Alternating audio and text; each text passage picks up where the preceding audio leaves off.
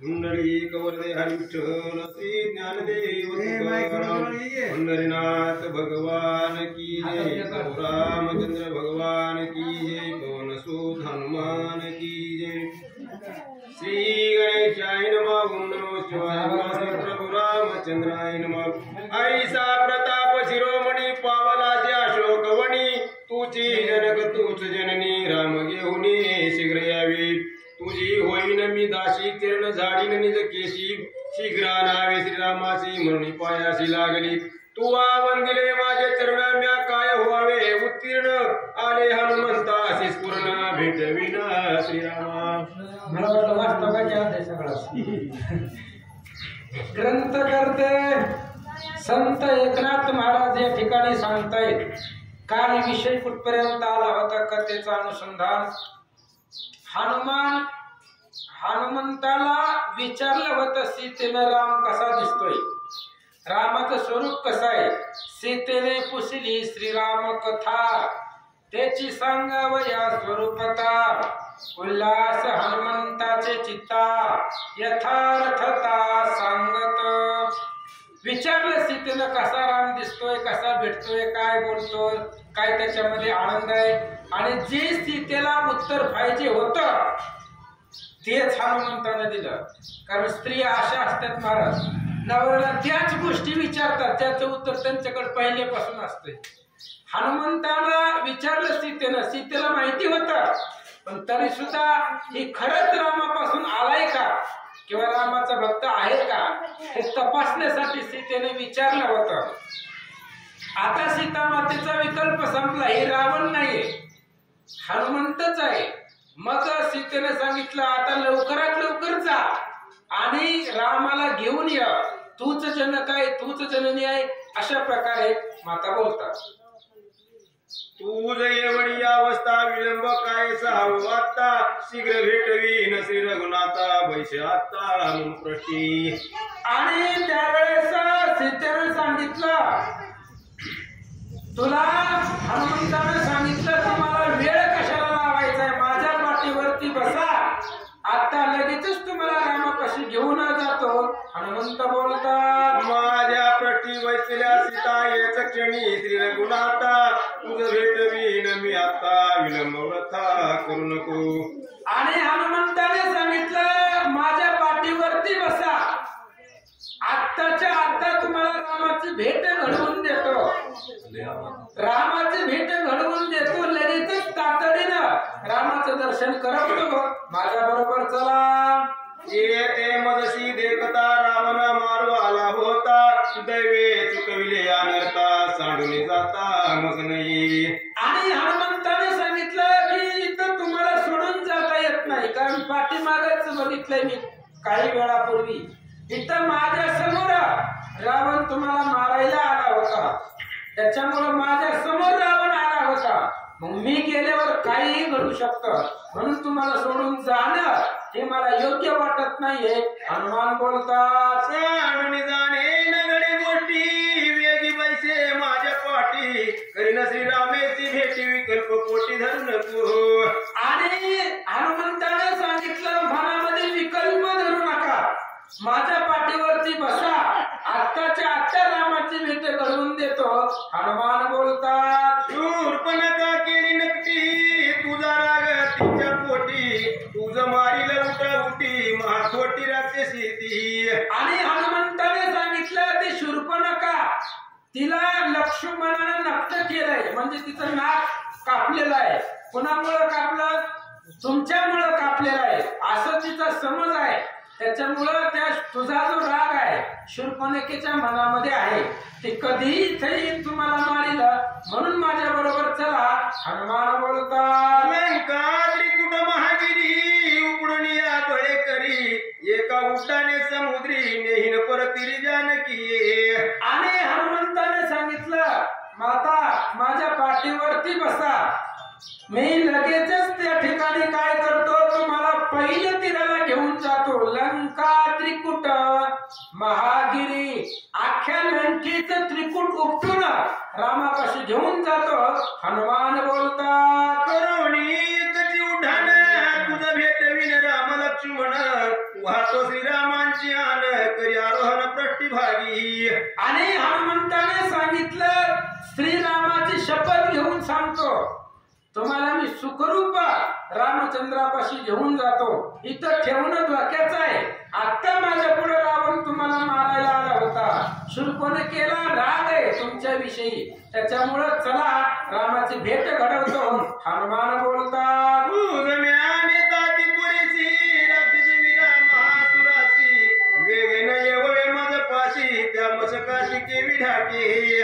आणि हनुमंताने सांगितलं मी तुम्हाला घेऊन जात असताना माझा एवढा वेग आहे ह्या राक्षसांना माझ्यापर्यंत येता येणार नाही. कारण मी ज्या वेगाने जातोय मी ज्या गतीने जातोय तेवढी गती राक्षसापाशी नाहीये असं सांगतात. इंद्रजित कुंभकर्ण त्याची रणी विवांडून रावणातेही गांजून भेटविन श्रीराम. हनुमान बोलत होते महाराज, सीता ऐकत होते. आता हनुमान दिसायला लहान आहेत आणि सीते पुढे बोलतायत. काय म्हणतायत? आलिया इंद्रजित कुंभकर्ण रावणातेही गांजुना. हनुमान बोलतायत की इंद्रजित येऊ दे, कुंभकर्ण येऊ दे, रावण येऊ दे, सगळ्याला मारून तुम्हाला घेऊन जातो असं सांगतात. लिखिताची उत्पत्ती पूर्व संवाद सीता मारुती रामे परिसावया हनुमान कीर्ती नाना युक्ती लिहिली असे. हे पत्र ब्रह्मदेवाने लिहिलंय महाराज. आणि ब्रह्मदेवाला माहिती होतं ऐकणारा राम आहे, ऐकणारा हुशार आहे. सांगणाऱ्यापेक्षा कितीतरी पटीनं ऐकणारा हुशार आहे. ब्रह्मांडाचा नायक आहे. मग रामाला ऐकायचंय. रामे परिसावया हनुमंत कीर्ती. रामाला ऐकायचंय पण काय ऐकायचंय? हनुमंताची कीर्ती ऐकायची. मग हनुमंताची कीर्ती रामानं ऐकावी म्हणून नाना युक्ती लिहिली असे. ब्रह्मदेवानं अनेक युक्तीनं ते पत्र लिहिलं होतं असं सांगतात. म्हणे अवधारी वैसता तुझ्या पृष्ठीवरी तुझ्या उड्डाण वेग करी पडेल सागरी चढून. आणि सीतेने बोलायला सुरुवात केली. हनुमंता मी जर तुमच्या पाठीवरती बसले तर तुमच्या उड्डाणाच्या वेगाने मी समुद्रामध्ये पडेल. आणि मी जर समुद्रामध्ये पडलं तर काय होईल? पडताची सागराप्रती मत्स्य मगर मदशी गिळती तेव्हा तू पडती आवडती केवी मारुती मी यावे. आणि सीतेने सांगितलं हनुमंता तुझ्या पाठीवर जर मी बसले, बसायला काही अडचण नाहीये, पण जर बसून मी आले तुझ्या बरोबर तर तुझ्या वेगाने मी पाण्यामध्ये पडेल, समुद्रामध्ये पडेल. आणि समुद्रामध्ये पडल्यावर मला पोहायला येत नाही. पाण्यामध्ये जर मी पडले तर पाण्यामध्ये मासा आहे, मगर आहे, जलचर प्राणी ती माझं भक्षण करतील. माता बोलतात लागवेगी तू परतशील युद्धा लागी झगडा देता युद्ध भागी मीन रंगी पडेल की. किंवा असं जर नाही झालं मग तू मला रामाकडे घेऊन जात असताना जर पाठीमागून राक्षस आली तर तू त्यांच्या बरोबर युद्ध करायला माघारी जाशील. मग तुमच्या आणि राक्षसांच्या युद्धामध्ये मी रणांगणामध्ये पडल. तुमच्या दोघांच्या रणांगणामध्ये जर पडले तर राक्षस मला मारतील असं सांगतो. पडता क्षिती क्रोधी राक्षस मज मारिती हेही न घडे गायती केवी मारुती मी यावे. आणि मी जर तुमच्या दोघांच्या रणांगणाच्या मध्ये पडले तर राक्षस मला मारतील, मारून टाकतील मला. आणि मला जर काही झालं तर मग पुन्हा रामाला सुख वाटणार आहे का? नाहीये. त्याच्यामुळं तुझ्या बरोबर येणं ही युक्ती तुझी खोटी आहे. माता सीता बोलतात माझ्या मारलिया पाठी जरी तू मारिल्या राक्षस कोटी सुख नव्हे रामाच्या पोटी कोणती खोटी हनुमंता. सीतेने सांगितलं हनुमंता जर या राक्षसांनी मला मारलंच आणि मला मारल्यावर मग तू जरी मारल्या राक्षस कोटी, जरी तू कोट्यावधी राक्षस मारली तरी सुख नव्हे श्रीरामाच्या कोटी तरी रामाला सुख होणार नाही. मीच राहिले नाही मग तू लंका जरी समुद्रात पालती घातली तरी रामाला सुख होणार नाहीये. माता सीता बोलतात सीते ऐक सावध गोष्टी मजन लागे युद्ध आटाटी माझे पुचे कोपल्या पाठी मारील कोटी राक्षस. आणि सीतेनं असा तर्क मांडल्यानंतर ना हनुमंतानं बोलायला सुरुवात केली. म्हणले माते मला युद्ध करायची गरजच नाही. माझी शेपूटच भयंकर आहे. माझ्या शेपटीला जर राग आला तर कोट्यावरती आबुर्दात जरी राक्षस आली तरी तेवढी राक्षस माझं एकटं शेपूट मारील असं हनुमान बोलतात. तुझं मी सुखी राखीन स्वस्त माझे पोचे प्रतापवंत करील राक्षसांचा घात आबुर्दात जरी आले. हनुमंताने सांगितलं मी तुला पाठीवरती स्वस्त राखतो सुखी राखतो. किती जरी युद्ध झालं तरी मी तुम्हाला काही होऊ देणार नाहीये. माझं जे शेपूट आहे त्या शेपटीनं असंख्य राक्षस मारील एवढं सामर्थ्य त्याच्यामध्ये आहे. हनुमान बोलतात सीता म्हणे तू अल्प मारुती तुझे पुछे तत्व किती येवी राक्षसाला विलख्याती सत्यत्व चित्ती माने ना. आता हनुमान बोलत होते सीता ऐकत होते. हनुमंताने सांगितलं कोट्यावधी जरी राक्षस आली तरी माझं एक शेपूट मारी एक शेपूट मारी. त्यावेळेस सीतेने सांगितलं हनुमंता तू दिसायला एवढी उडूसा दिसायलाय बोलायला किती सत्यत्व चित्ती माने ना.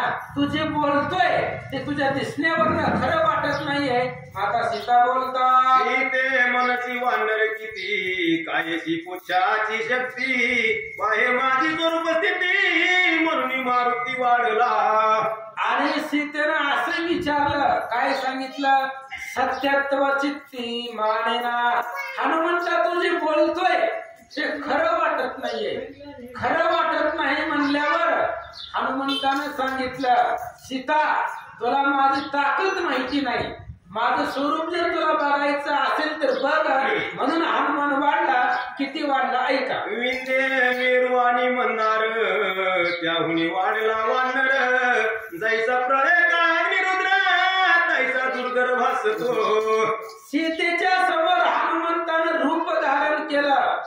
मेरू आणि मंदार त्याहुनी वाढला वानर.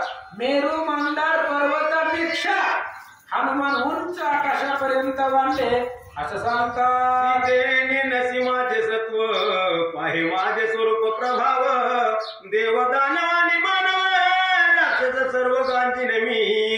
हनुमंताने सांगितलं सीता तुम्हाला माझं सत्व माहिती नाहीये. माझ्या सत्वामध्ये एवढी ताकद आहे. दानव मानव राक्षस सर्व सगळीच देव दानव गण गंधर्व यक्ष किन्नर सुर असुर कुणीही येऊ द्या त्या सगळ्यांना मारायचं सामर्थ्य माझ्यामध्ये आहे. हनुमान बोलतात माझे पुच्छ पाहे प्रतापवंत राक्षस दळण्याती समर्थ सकळी लंका तू समवित निमिषार्धात नेईन. आणि हनुमंताने सांगितलं माझ्याकडे एवढी ताकद आहे. माझी शक्ती प्रतापवंत आहे. एवढी ताकद आहे सगळ्या राक्षसांना मारेल आणि तुझ्या बरोबर तुला सोबत घेऊन ही सगळी लंका रामापाशी घेऊन जातो. हनुमान बोलतात विकल्प सांडोनिया पोटी सीते वैस माझ्या प्रष्टी करीन श्रीरामाची भेटी सुख संतुष्टी स्वानंदी. हनुमंताने सांगितलं मनामध्ये विकल्प धरू नको.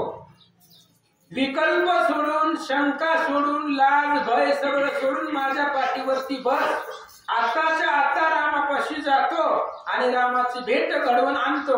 हनुमान बोलतात पुरुष आरोहण हेची पतिव्रतेशी दूषण ऐकोनी सीतेचे वचन पूर्व कथन कथी सांगे. सीतेने दुसरा तर्क मांडला महाराज. पहिला तर्क होता जर मी समुद्रामध्ये पडलं तर काय करायचं. राक्षसांनी मला मारलं तर काय करायचं. पुन्हा सीतेनं पातिव्रतेचा धर्म मध्ये घातला. म्हणले हनुमंता माझं लग्न झालंय आणि लग्न झाल्यापासून माझं सर्वस्वच नवरा आहे. परपुरुषाला स्पर्श करणं हे पतिव्रतेसाठी दूषण आहे. पतिव्रतेच्या धर्माच्या विरोधातला आहे. असं हनुमंतानं ऐकल्यावर काय प्रत्युत्तर देतो ऐका.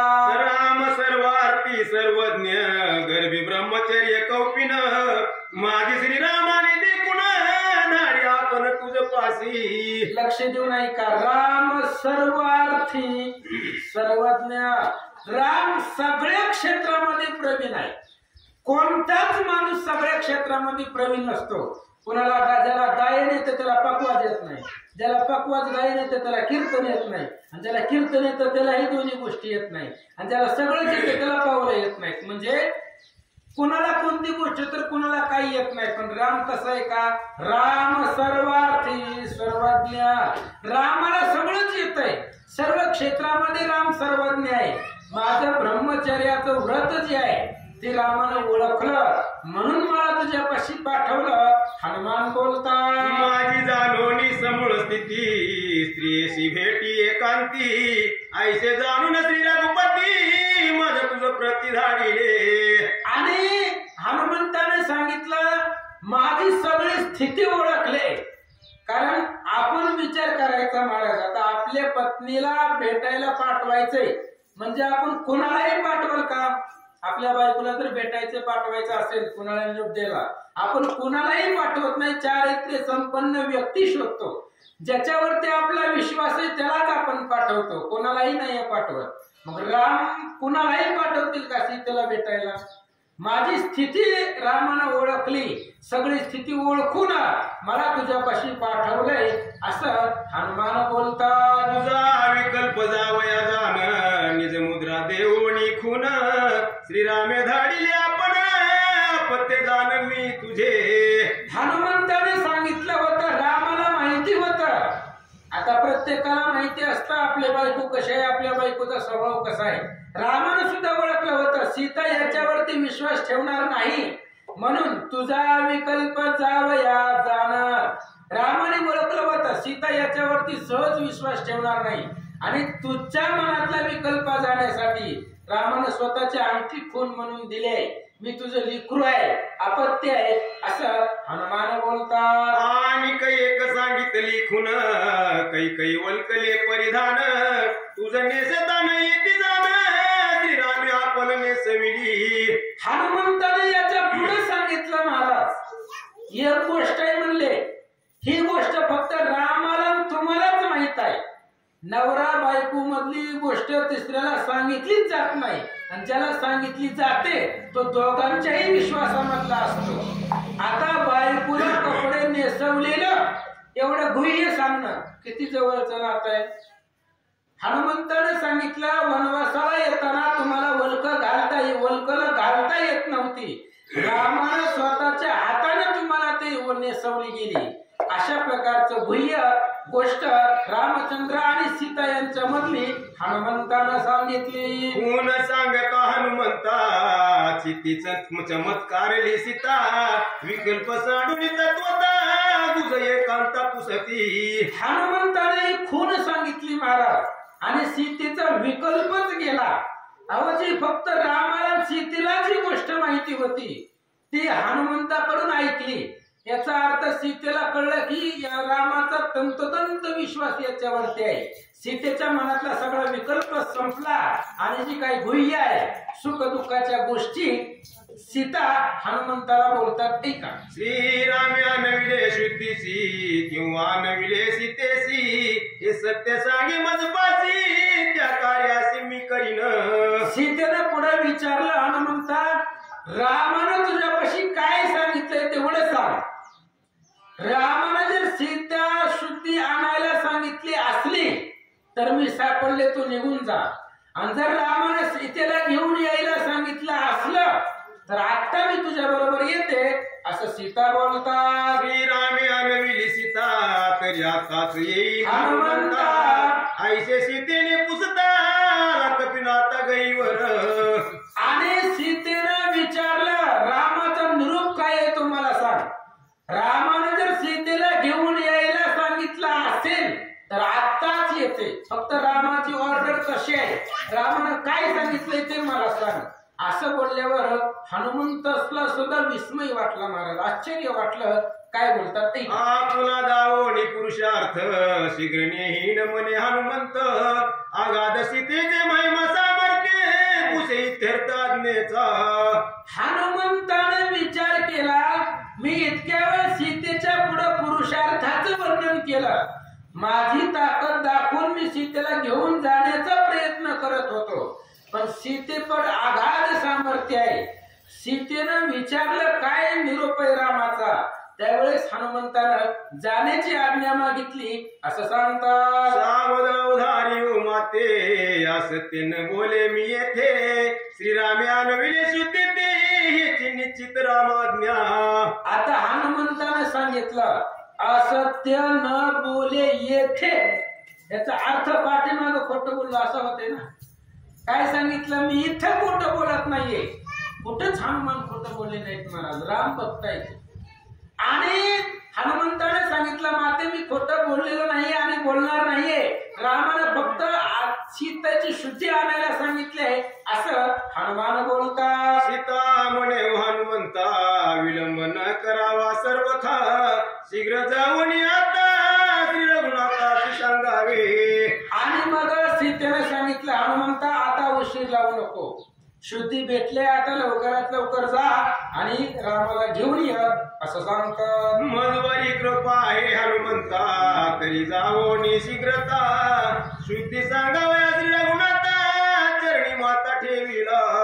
आणि मग सीतेने सांगितलं हनुमंता जर माझ्यावरती प्रेम असेल, माझ्यावरती जर कृपा असेल तर आताच्या आता जावा, रामचंद्राकडे जावा. ही ब्रह्मपुत्र वाचायला कुठं चालू होतं? कुठं चालू होत? ब्रह्मपत्र हनुमंताने दिलं, कुठं वाचायला चालू होतं? 24व्या अध्यायामध्ये एकाच म्हणून त्याचा उल्लेख केलाय. प्रसवन नामे महागिरी ही पर्वत आहे आणि त्या पर्वताच्या पायथ्याला ही सगळी वानरं बसली होती आणि तिथं हनुमंतानं पत्र आणून दिलं होतं. प्रसवन नावाचं एक पर्वत आहे आणि त्या पर्वताच्या पाशी ही सगळं पत्र वाचून चालू होतं. सीता म्हणते तुम्ही तिथं जावा रामापाशी आणि रामाला घेऊन या असं सांगतात. सीतेने करिता नमस्कार पायावरी डोळे वानर आहो मी तुझे रंग किंकर ज्ञाधारणे मस्त.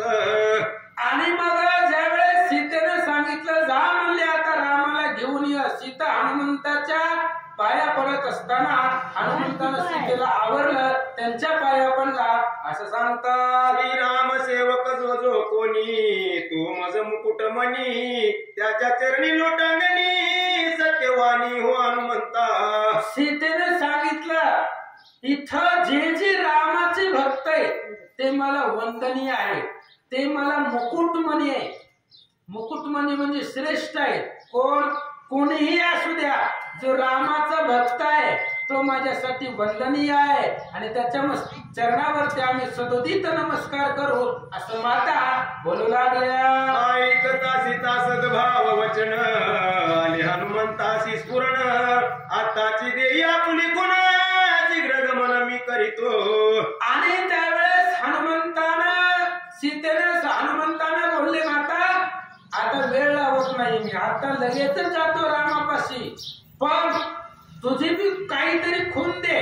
जसं रामानं अंगठी दिले, तुम्हाला विश्वास वाटला मी रामापासून आलोय, तसं रामाला पण खरं वाटावं मी सीतेपासून आलोय, म्हणून तुमची काहीतरी खून द्या असं सांगतात. सत्य मानावया वानरा खून आणि श्रीराम मुद्रा तू ही खून दे श्रीरामचंद्रा सत्य कपिंद्रा मानावया.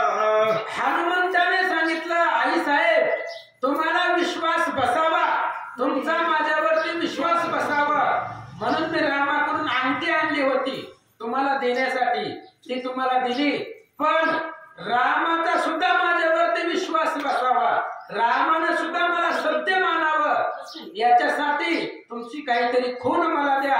हनुमान बोलतात ऐकता कपीचे वचन सीता खून दे कळवळून कैसी दिदली खून सावधान उधारा. आणि असं हनुमंताचं बोलणं ऐकल्यानंतर ना सीता मातेने एक खून दिली महाराज. ती कशा पद्धतीची होती, कसं दिलं, काय दिलं, ऐका. उकलोनी आणि जवेनी पुणेशी दिदला चुडामणी पुन सांगितली मुखवचनी श्रीरामाला गोनी सांगावया.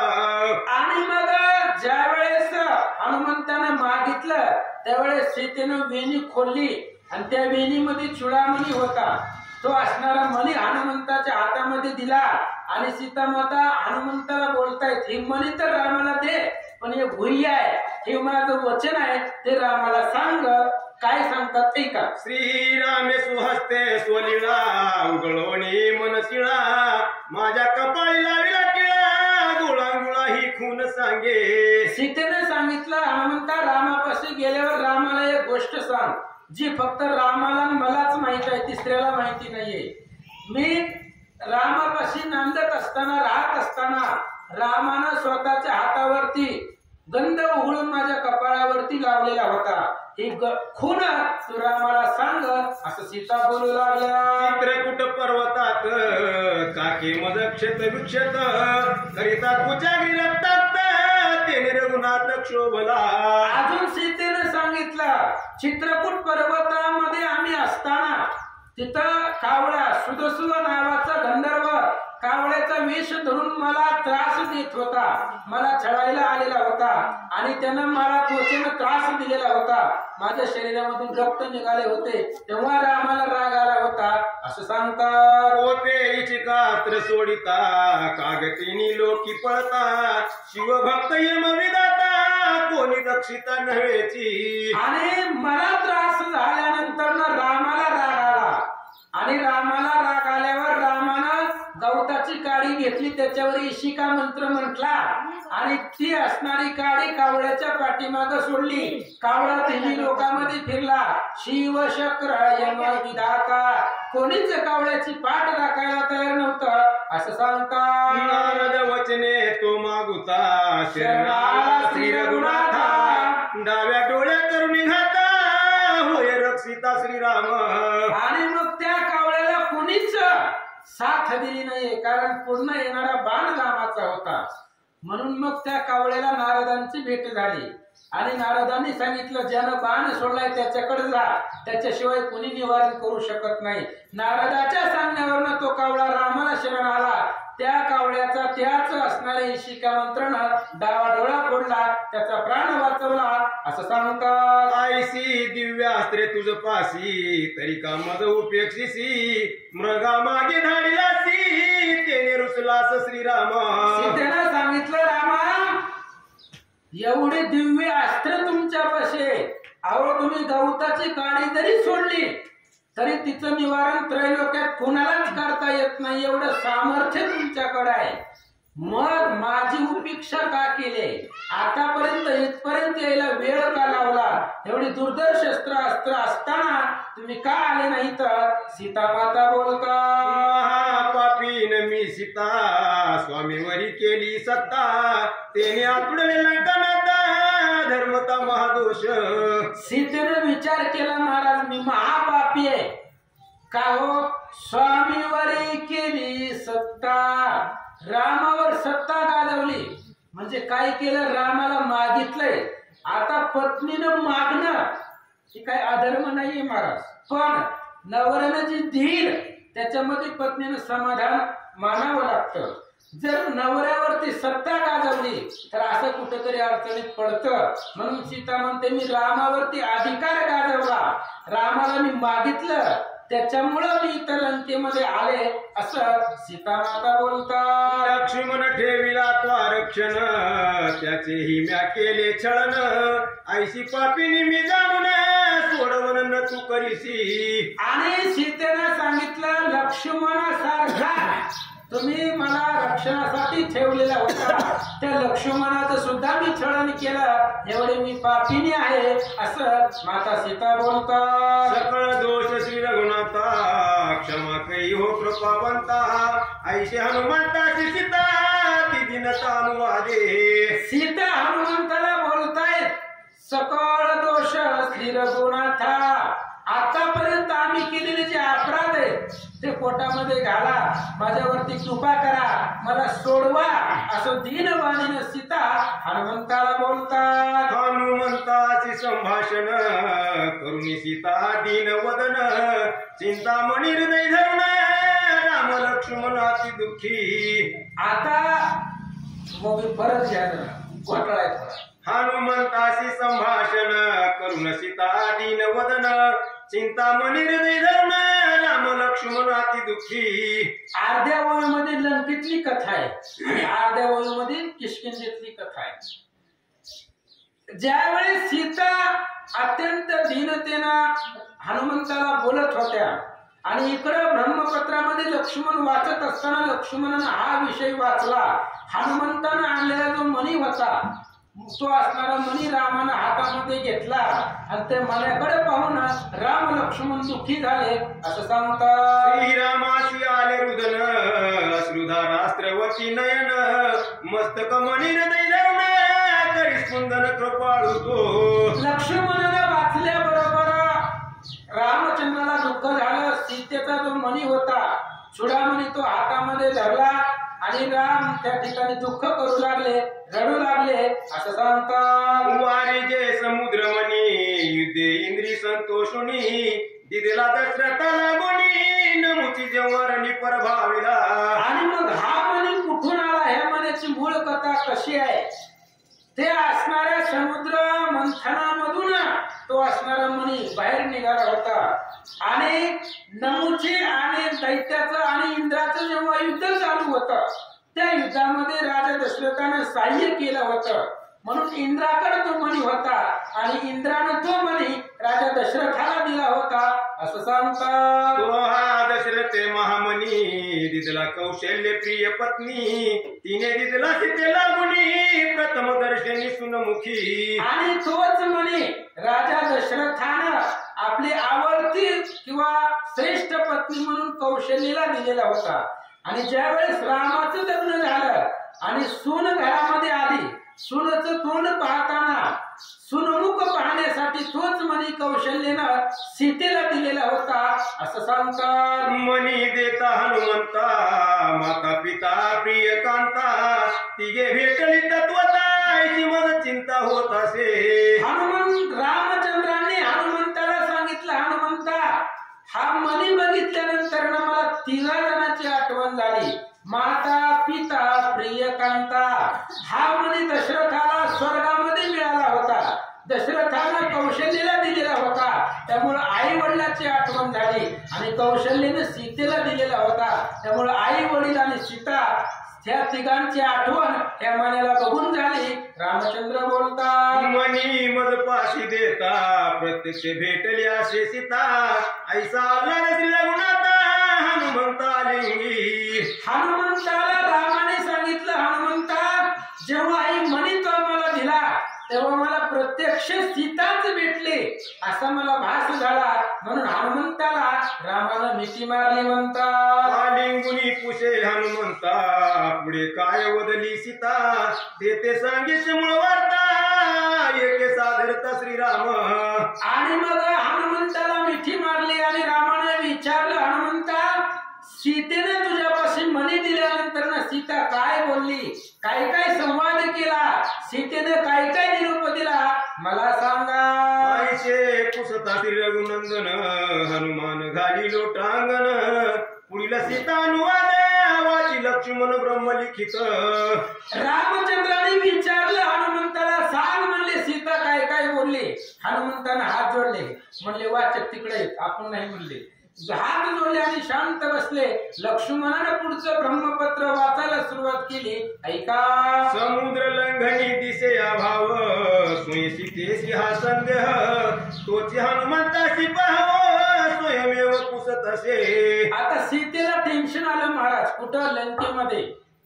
सीतेनं हनुमंताला विचारलं, म्हणले हनुमंता ही जी मधला समुद्र आहे, समुद्र दुर्धर आहे, तू एकटा समुद्रामध्ये उल्लंघन करून आला, पण बाकीची रामाकडे 18 पद्म वानर आहेत, ती सगळी समुद्राचं उल्लंघन करून कसं येतील सीता विचारतात. ऐक बापा हनुमंता, माझ्या पोटी परम चिंता, समुद्र लंघनी तिघांची सत्ता, नव्हता पुरुषार्थी. आणि सीतेनं विचारलं हनुमंता, ही जी समुद्र आहे, हे समुद्राचं उल्लंघन करण्यासाठी फक्त जगामध्ये 3 लोक बलवान आहेत. 3 जण या समुद्राचं उल्लंघन करू शकतात. न देखे चौथा पुरुषार्थी. हे 3घांशिवाय चौथ्याकडे एवढी ताकद नाही या समुद्राचं उल्लंघन करू शकेल. मग 3 कोण? ऐका. गरुड वायू की हनुमंता, दुर्धर समुद्र येरा समजता, नरवा नर साधी रघुनाथा, केवी येत आता येववे. सीतेने सांगितलं पहिला गरुड आहे, कारण गरुडाला आकाश गती आहे, त्यामुळं गरुड ह्या समुद्राचं उल्लंघन करू शकतो. दुसरा वारा आहे, वाराचा स्वभावच आहे, वारा सहज उल्लंघन करू शकतो. आणि तिसरा हनुमान आहे. हनुमंताला उल्लंघन करता येतंय का नाही मला माहित नव्हतं, पण आता बघितलंय आलाय उल्लंघन करून, म्हणजे तिसरा हनुमान आहे. ही 3 समुद्राचं उल्लंघन करू शकता. रामापाशी नर वानर आहेत, ते उल्लंघन करून कसं लंकेला येतील? सीता माता विचारता. उल्लंघवे हा सागर, नानवे वानरांचा भार, येऊ न शकती राम सौमित्र, केवी दशवक्त्र मारवे. आणि सीतेने विचारलं हनुमंता, रामाला इथं येणार नाही, येता येणार नाही, वानरांचं सैन्य इथं येणार नाहीये, मग एवढ्या दुर्धर रावणाला कसं मारायचं असं माता विचारतात. ऐकोनी हे सीतेचे वचन, हनुमान झाला हास्यवदन, श्रीरामाचे नेनसी महिमान, बाण प्रेरणा निवार. सीतेचं बोलण्यावरती हनुमान हसले महाराज. हसण्यासारखं सीतेने विचारलं होतं. सीतेचा ध्येयार्थ होता हनुमंताला हनुमान काय बोलणार हे ऐकायचं होतं. आता सीतेला सुद्धा माहिती होतं रामाची काय ताकद आहे. सीतेच्या बोलण्यावरती हनुमान हसले आणि हनुमंताने सांगितलं, माते नेनसी रामाचे महिमान. राम जरी नवरा असला तरी रामाची ताकद तुम्हाला माहिती नाहीये. बाण प्रेरणा आणि वार. श्रीराम भाता दुर्दर्शर, बाणी वाहोनी नरवानर, उतरोनी या परपार, निशाचर मारिल की. हनुमंताने सांगितलं त्या रामाच्या बाणामध्ये एवढी ताकद आहे, बाणावरती वानर बसवतील, बाणावरती वानर बसवतील. अहो भरत हनुमंताला बाणावरती बसवू शकतो, मग राम बसवू शकत नाहीत का?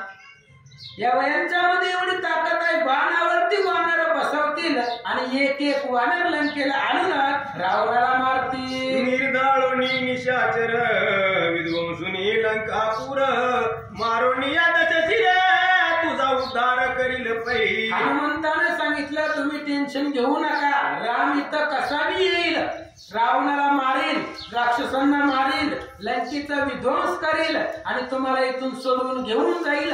हनुमान बोलता.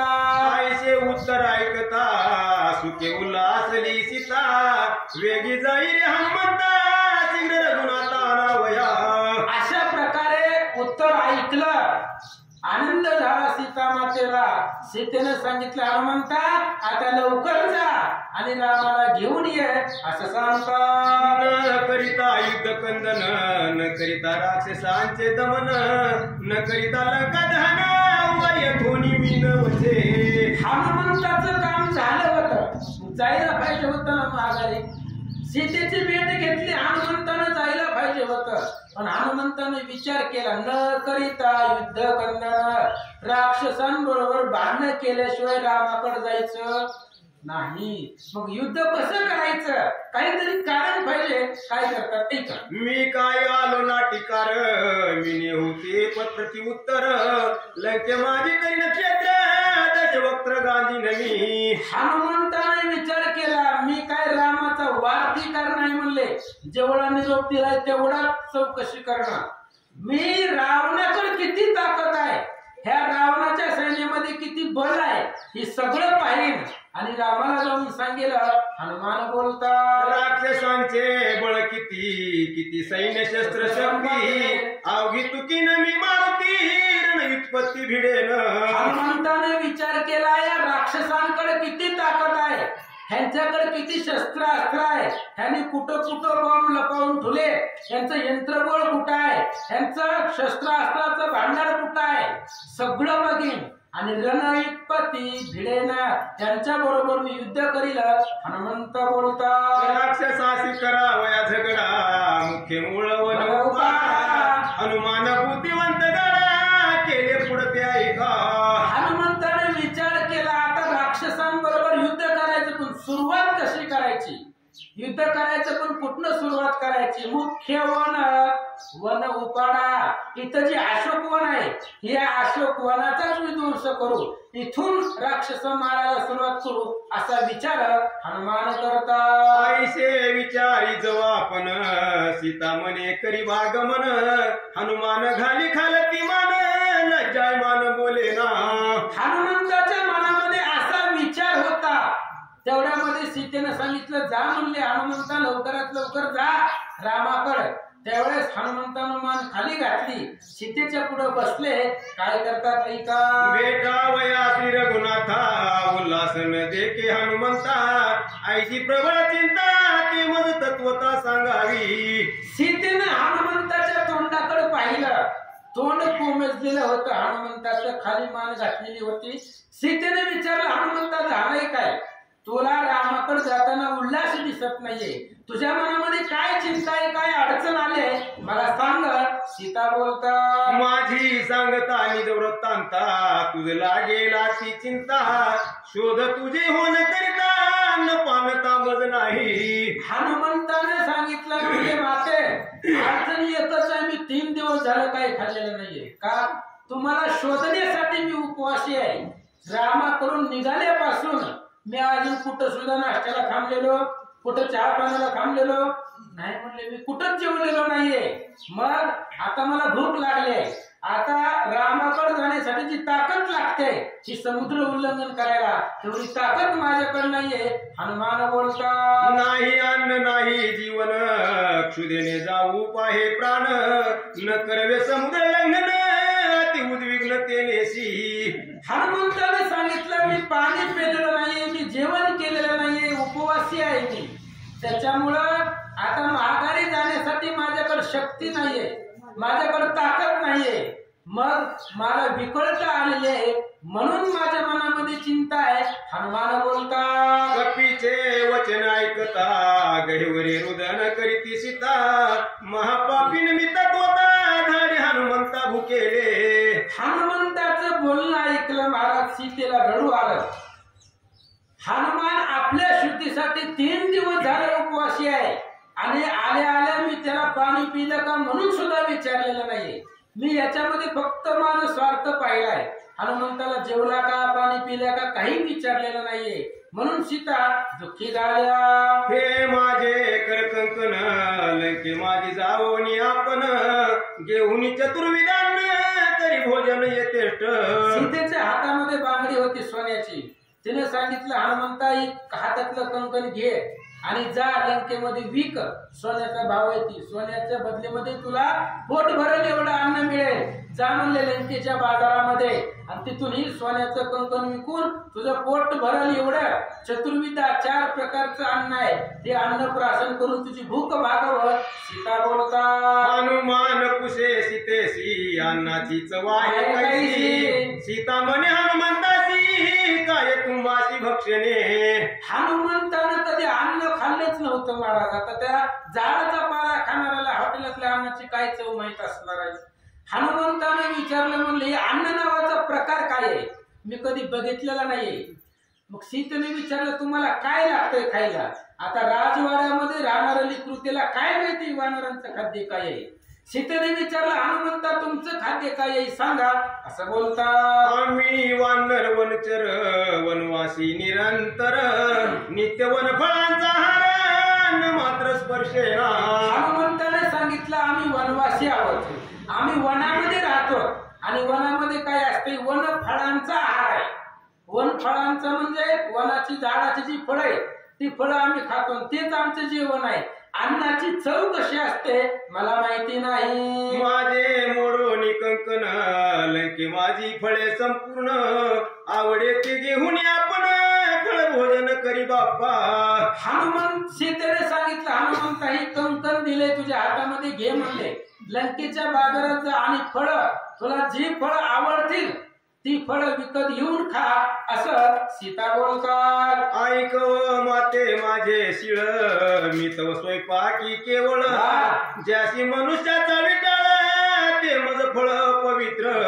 हनुमंताने सांगितलं म्हणले सीता दुसऱ्यानं केलेलं अन्न आम्ही खात नाही, आम्ही आमचं अन्न स्वतः तयार करतो, मी स्वतः स्वयंपाकी आहे. म्हणजे ज्या अन्नाला मनुष्याचा स्पर्श आहे म्हणजे बाजारातलं बाहेरचं दुसऱ्यानं बनवलेलं आम्ही खात नाहीये, मी स्वतः तयार करून स्वतः झाडाचं तोडून खातो. ज्याला दुसऱ्याचा स्पर्श आहे ते अन्न मी खात नाही असं हनुमान बोलतात. खाटवटीचे विक्रीतान्न जेविन घेती सुब्राह्मण तैशीच फळे विक्रीत जाण मग लागून अपवित्र.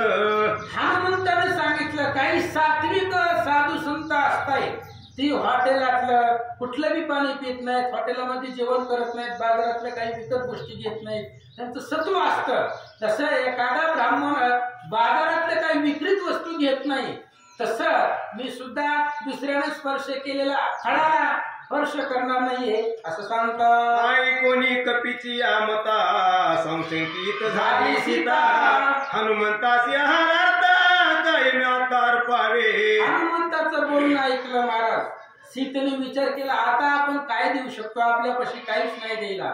मग हे हनुमंताच्या आहारासाठी त्याला जेवण्यासाठी काय द्यावं असा विचार सीता करतात. याच अशोक वनात फळे आहेत अति अद्भुत याशी लाविताची हात करतील घात राक्षस. हनुमंताने सांगितलं म्हणले सीता तुम्ही मला कंकण देणार, मी बाजारात जाणार, त्याची फळं विकत घेऊन खाणार, एवढे कुठे करत बसण्यापेक्षा आपण दोघं ज्या झाडाखाली आहेत त्या झाडालाच वरी फळं आहेत म्हणले की मग एवढ्या लांब बाजारात त्याची काय गरज आहे. ह्याच अशोक वनामध्ये भरपूर फळं आहेत आणि मला पाहिजे अशी फळं आहेत. सीतेने सांगितलं बाबा जर ह्या वनाला हात लावला तर जिवंत माघारी जाण्याची गॅरंटी नाही म्हणले. रावणाचा अशोक वन आहे, ह्या जर वनाला हात लावला तर राक्षस तुला मारतील. सीता बोलतात कपे तुझा करतील घात तोच माझा प्राणांत साधीला प्रयत्न होईल व्यर्थ स्वामी कार्यार्थ नासेल की. आणि सीतेने सांगितलं हनुमंता जर तुला मारलं राक्षसांनी तर या फळांना हात लावला तर ते तुला मारतील आणि तुला मारल्यावर आतापर्यंत जो कष्ट केलेला आहे ते सगळं वाया जाईल. रामाला सुद्धा पुन्हा त्याचं काही साध्य होणार नाहीये असं सांगतात. मग हनुमान म्हणे असो वृत्तांत जाईन भुकेला कुंठत शुदा नवे हाकल्पांत आला प्राणांत मज लागी. आणि मग हनुमंताने सांगितलं म्हणले जाऊ दे मग आता असू द्या, जातो म्हणले कणत कुटत कसं तरी उठत पडत मुक्काम करीत करीत करीत आठवड्याभरामध्ये जातो म्हणले रामापासून. तर काय पोटामध्ये काहीच नाही म्हणल्यावर नाही आता दुपारचं जेवण की नाही केलं तर सांगता येत नाही, पोटामध्ये भूक लागते. मग कसं एवढ्या लांब जाणार आम्ही, 400 योजन समुद्र ओलांडून कसं जाणार. जाऊ दे म्हणले आता नाही तुझ्याकडे काय द्यायला तर जातो म्हणले उठत पडत असं हनुमान बोलतात. बोलता बोलता गेला चाचरी मूर्छित पडला धरणी दोन्ही डोळा लावली चंद्री सीता सुंदरी गजबजली. हनुमान बोलत बोलत बोलत हनुमंताने अर्धे डोळे झाकले आणि जमिनीवरती सीतेच्याच पुढे पडला महाराज मूर्छित येऊन. ही नाटक चालू आहे हनुमंताचं. हनुमंताला फक्त सीतेची आज्ञा पाहिजे म्हणून सीतेच्या पुढे मूर्छित पडल्यावर सीतेची अवस्था काय झाली ऐका.